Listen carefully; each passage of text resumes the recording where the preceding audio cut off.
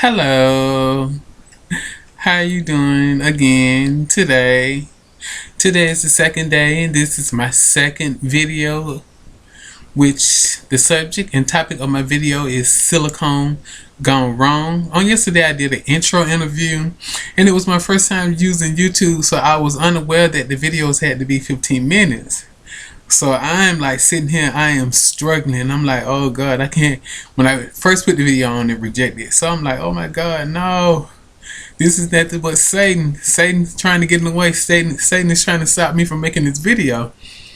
But anyway, luckily I finally translated the video into the right mode. Put it back on Facebook. So it's up and running, and I hope that some of you viewed it, which I've received a few comments already about the video, and I'm glad, because like I say, I'm reaching out to my gay community, especially transgender girls or girls that want to be transgender, about silicone. It's like a hush, like as I stated earlier, it's like a hush thing, but we having silicone death that's going on, and it touched me when I just recently read and seen I was online and I read someone post on my page and seen where they was slightly having a debate about a TS girl and apparently something had went wrong with someone that she was pumping in, and it was a real female, and she passed away. Sad story, sad to hear, for both parties, and you know what I'm saying. And basically, it really touched me and it hurt me, because like I said, and like I stated earlier to you all in the first video, been there, done that. I've been in that situation, and I made up my mind that in order for me to find some closure, you know, I got to speak out and tell you all about my story. And hopefully, you know what I'm saying, hopefully somewhere it's gonna reach someone and help save their life, because you know, we in the gay life we make too many fast decisions, quick decisions, and we later on end up regretting those decisions that we make. And I'm for one, I'm one of them. I regret a lot of things that I do, and I'm not gonna lie, you know what I'm saying. I'm just gonna be honest with you. I'm gonna try to be as honest as possible, because you deserve to know the truth and I know the truth. We all know, okay, for instance, in my case well, with the incident, you know, I'm not gonna call any names, but you can Google my real name, Stephen O'Neil Thomas, and it'll pull up the information that you need to know. You know what I'm saying? I don't want to call out any name to offend anyone or anything like that. So, but I'm gonna tell you my story, but I'm just not gonna use name. But if you would like to know more, like I said, you can Google my real name, which is Stephen, Steven Thomas, Thomas, and you can basically put the story come up about the silicone death that I was charged with, and this is a very sad story. That was a very rough time for me. Like I said, I had gotten into practicing medicine, which is what they call it, practicing medicine without a license. I felt like, you know, I had been up the road long enough, and I've had work done by two people. Let me first of all, I had work done by two people, and I would not call their name, but I had work by two people in two different cities, and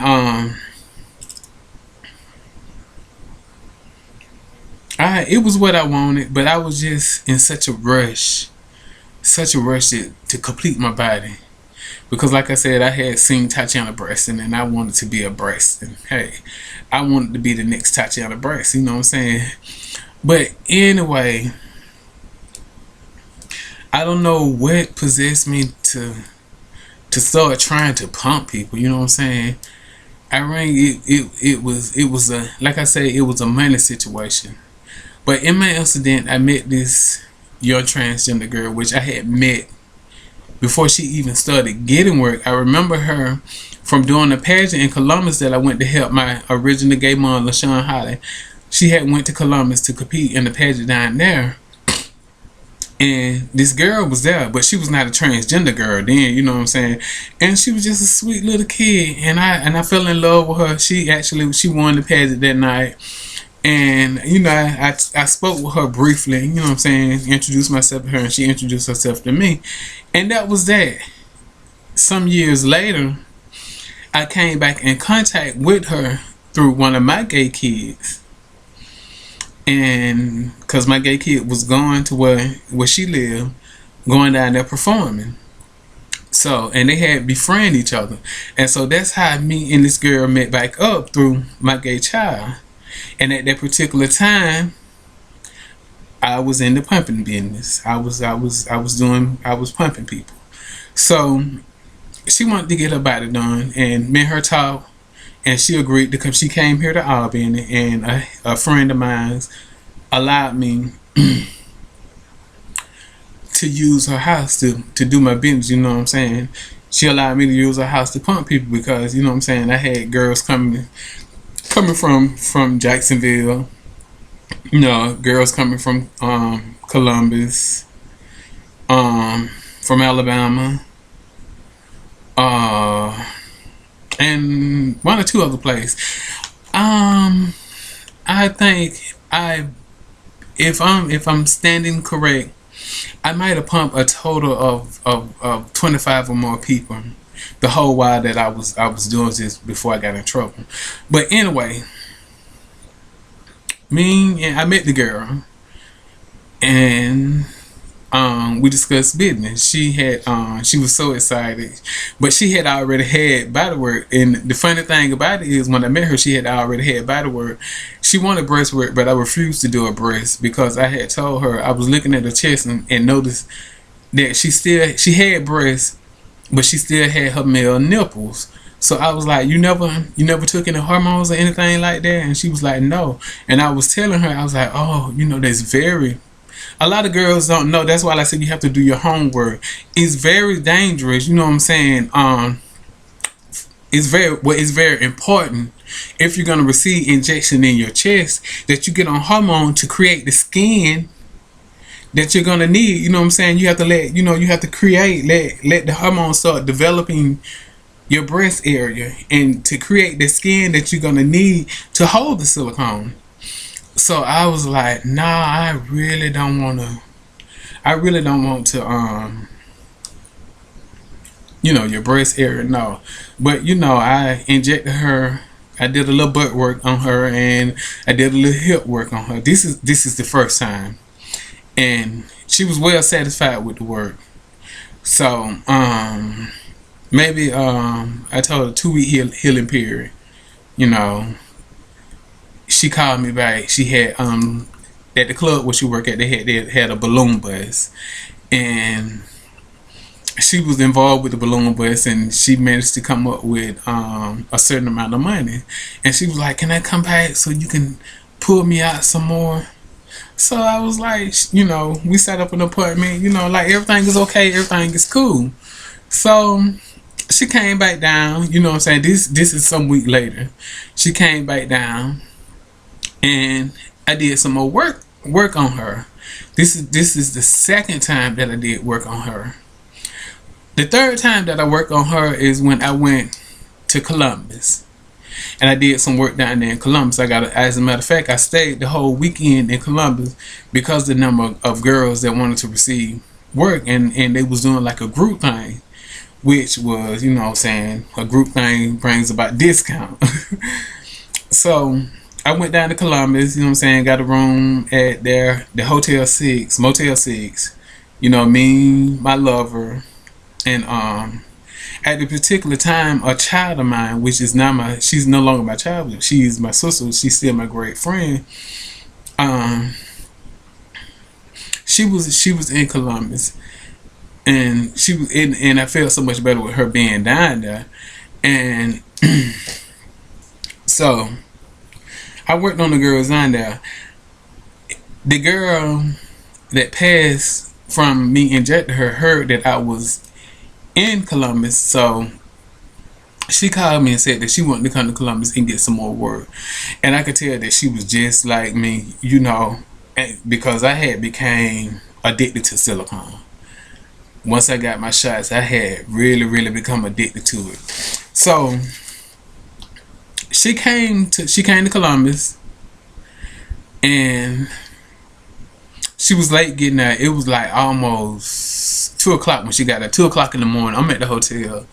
So I'm like, I am extremely beaten and I'm tired. And she brought a girl with her. And the girl also wanted some work, but the girl, she only wanted butt work. So I did both of them, and they completed that. Now, oh man, some months had gone by, and she contacted me again. She wanted to come down, and she wanted me to pull her hips out a little bit more for her. And she said after this that she would basically be through with her body. She would be satisfied. So I was like, sure, no problem. So we set a date. Now this is the date where everything goes wrong. And there were warning signs that I overlooked, that I should have paid attention to, that I should have paid more attention to, but I didn't. I didn't pay attention. Like I say, it wasn't that I was really greedy for money, you know what I'm saying? But I did have a greed for money, for making the money that I was making, because I never had made that type of money before. You see what I'm saying? I mean, to be in the position that I was in now, you know what I'm saying? Here I'm able to sit here and count thousands and thousands of dollars, you know what I'm saying? And I basically worked for it, but the work that I was doing was illegal and it was wrong. So, you know, it's no glory in that. Don't think that I'm glorifying what I did, because I'm not, because it's wrong. But anyway, I called my friend, the one that let me use her apartment, and asked her if it was okay, because this girl was coming down, and that, you know, I basically would favor for favor with me and this friend that let me use her apartment, you know what I'm saying? You know, we did favors for favor, you know what I'm saying? She did things for me and I did things for her. But I had this girl that was working with me, and it really hurt me, because the girl that was working with me is actually, when it all boiled down to it, she's the one that turned me in and turned me into the police. And it was just, it's so much to cover. It's so much, and I couldn't understand, because I was good to her, and I was good to her from the heart, because she was living with us, and my sister wanted to put out, because she wasn't bringing in no income. You know, when you got a bunch of girls in the house, you all know the story, you know what I'm saying? We hitting the straw, you know what I'm saying? Yes, you know, we prostituting, we doing whatever we got to do to bring money into the house to make ends meet. So I mean, she was just lazy all the way around. But I had a great love and compassion for her. I really did, because, oh man, I didn't want to see her. I didn't want to see her on the outside. I was like, no, we're not gonna put her out. That's wrong. We can't put her out. So I was like, you know, I would take her slight. You know what I'm saying? There's if enough money coming in here for us not to worry anyway. You see what I'm saying? I take her slight.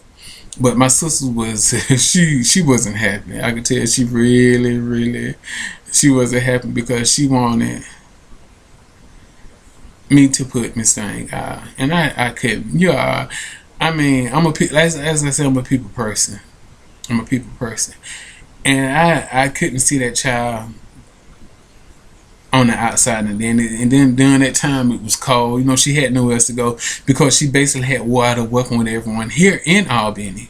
So I mean, she really had nowhere else to turn, and at that particular time she couldn't go back to home, which her home was Savannah. So she couldn't go back home for some reason, you know what I'm saying? We never discussed it. I never questioned her about her reason for being in Albany. You know, I never went deep into her business, because I felt like that was her personal business. Well, I'm looking at the time, so it's almost time for me to end this video, but we're going to continue from where I left off. So I'll be right back. Don't go nowhere.